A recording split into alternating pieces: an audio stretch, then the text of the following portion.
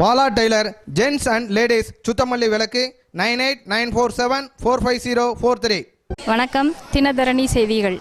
திருநெல்வேலி மாவட்டம் குண்டா நகரத்தில் உள்ள ஸ்ரீ ராகவேந்திரா பிருந்தாவனத்தில் இன்று ராகவேந்திரர் ஜெயந்தி 346வது ஆராதனை விழா நடைபெற்றது. இதை முன்னிட்டு நெல்லை நகரம் சிவாலயா நாட்டிய பள்ளியின் சார்பாக பரதநாட்டிய நிகழ்ச்சி நடத்தி கொண்டிருக்கிறோம். ரக்ஷ ரக்ஷ ஜெகன்மாதா அம்பிகையை புகழ் பாடி ஆட வருகிறார்கள்.